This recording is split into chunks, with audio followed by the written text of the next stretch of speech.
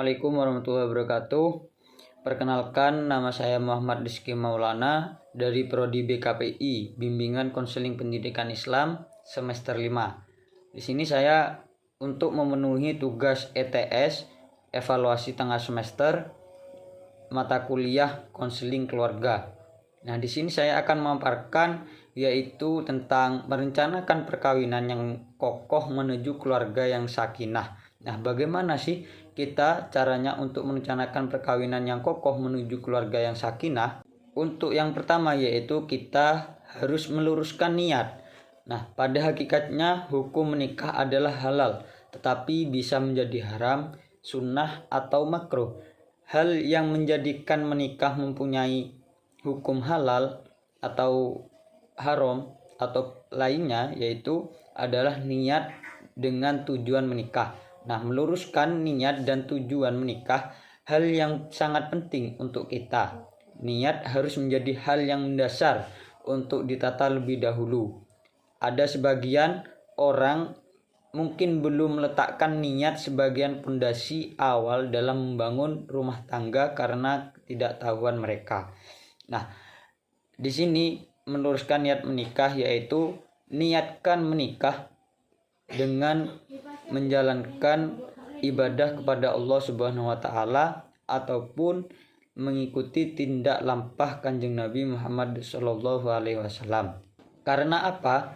Niat yang baik dalam membangun pernikahan ataupun rumah tangga akan menghasilkan rumah tangga yang sakinah, mawaddah, warahmah. Untuk poin selanjutnya yaitu tentang persetujuan kepada kedua mempelai. Nah, di sini persetujuan kepada kedua mempelai yaitu syarat perkawinan yang diterangkan pada pasal 1 Undang-Undang Nomor 1 Tahun 1974 tentang perkawinan, bahwa perkawinan harus didasarkan oleh persetujuan kedua mempelai yang akan melangsungkan perkawinan. Pasal ini menerangkan bahwa perkawinan menganut asas persetujuan dan asas kesukarelaan, di mana persetujuan merupakan konsekuensi dari asas kesukarelaan. Kedua mempelai, baik laki-laki maupun perempuan yang akan menikah harus sama-sama rela dan untuk mau dinikahkan dan dimintai persetujuan masing-masing. Nah, di dalam penerapannya dalam kehidupan sehari ini bukti dengan pertanyaan penghulu kepada kedua calon mempelai ketika akan melaksanakan perkawinan. Jika ada salah satu dari mempelai tidak setuju, maka tidak memenuhi syarat perkawinan ataupun pernikahan. Maka jadi di dalam pernikahan itu harus ada persetujuan dari kedua mempelai. Untuk poin selanjutnya yaitu menikah dengan yang setara. Nah, kafa'ah berarti sama ataupun sederajat, sepadan, atau sebanding. Maksud dari kafa'ah dalam perkawinan yaitu laki-laki sebanding dengan calon istrinya, sama dalam kedudukan, sebanding dalam tingkatan sosial, dan sederajat dalam akhlak atau kekayaan. Tidaklah diragukan jika kedudukan antara laki-laki dan perempuan sebanding merupakan faktor kebahagiaan hidup suami istri dan lebih menjamin keselamatan perempuan dari kegagalan atau guncangan rumah tangga. Nah, di sini kita bagaimana caranya untuk melihat setara atau tidaknya? Kita bisa melihat dari segi agama, nasab, harta, dan kekayaan ataupun profesi ataupun pekerjaan.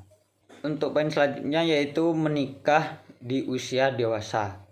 Nah, pada ayat kedua pasal 6 menegaskan bahwa untuk melangsungkan perkawinan seorang yang belum mencapai usia 21 harus mendapatkan izin kepada orang tua. Di sisi lain, pasal 7 ayat 1 menyebutkan bahwa perkawinan hanya diizinkan jika pihak pria sudah mencapai 19 tahun dan pihak wanita mencapai 16 tahun. Nah, bedanya jika kurang dari 21 yang diperlukan izin orang tua, dan jika kurang dari 19 tahun maka perlu izin ke pengadilan. Jadi pernikahan di usia dewasa itu sangat penting. Nah, karena pada usia dewasa yaitu sudah dianggap cukup untuk membina sebuah rumah tangga. Selain itu, menikah mengandung konsekuensi adanya hak dan kewajiban yang harus ditunaikan. Nah, kewajiban ini hanya mungkin dapat dilaksanakan dengan baik jika suami istri masing-masing sudah dewasa dan memiliki kesanggupan. Bagaimana ia dapat memikul tanggung jawab dalam keluarga. Nah, pernikahan yang dilakukan di bawah umur tentunya menimbulkan banyak madorot yang terjadi di dalam keluarga. Nah, madorot apa saja yang akan terjadi jika pernikahan yang dilakukan di bawah umur? Yang pertama yaitu sisi negatif dari pernikahan dini ataupun madorotnya, yaitu yang pertama dari segi kesehatan. Nah, kehamilan atau melahirkan anak di bawah usia 20 tahun lebih rentan bagi bayi ataupun ibunya dalam kematian. Nah, melahirkan yang sehat menurut ilmu kedokteran adalah usia 20 tahun sampai 35 tahun. Yang kedua yaitu segi negatifnya, yaitu segi fisik. Nah, pasangan usia masih di dalam mampu membebani sebuah pekerjaan yang memerlukan keterampilan fisik ataupun mendatangkan pendapat yang mencukupi kebutuhan keluarga. Yang ketiga yaitu segi mental. Nah, pasangan yang baik, pasangan yang masih belia, masih belum. Nah, yang ketiga yaitu sisi negatif dari pernikahan, yaitu dari segi mental. Nah, pasangan yang masih dini belum siap bertanggung jawab secara moral mengenai apa saja yang menjadi tanggung jawab yang ada di keluarganya. Yang keempat yaitu dari segi pendidikan. Nah, usaha pendewasaan usia pernikahan dimaksudkan buat mendapatkan pendidikan yang lebih tinggi, yang lebih berguna buat menyiapkan masa depannya.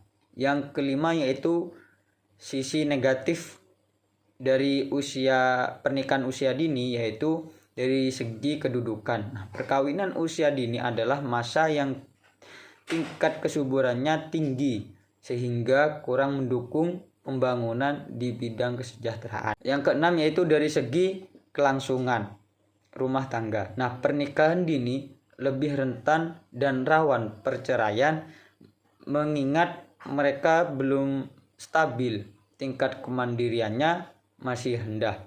Mungkin itu pemaparan dari saya, kurang lebihnya mohon maaf. Ihdinas siratal mustaqim, wallahul muwaffiq ila aqwamit thoriq. Assalamualaikum warahmatullahi wabarakatuh. Sampai ketemu di video selanjutnya. Bye bye.